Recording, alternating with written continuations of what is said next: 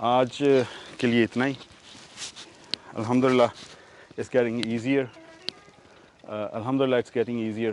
वो जो fibrous material, इसमें जो fibrous material है वो break down हो रहा है, उसकी वजह से इसमें काम करने में आसानी हो रही है.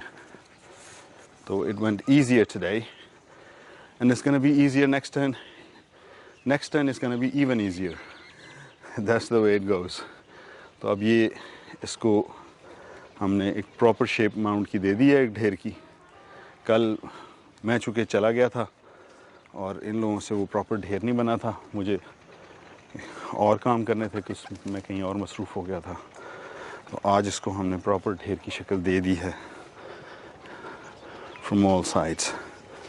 थोड़ा सा जो रह गया है ही विल कंप्लीट इट इंशाल्लाह. Not tomorrow, day after we're going to turn it.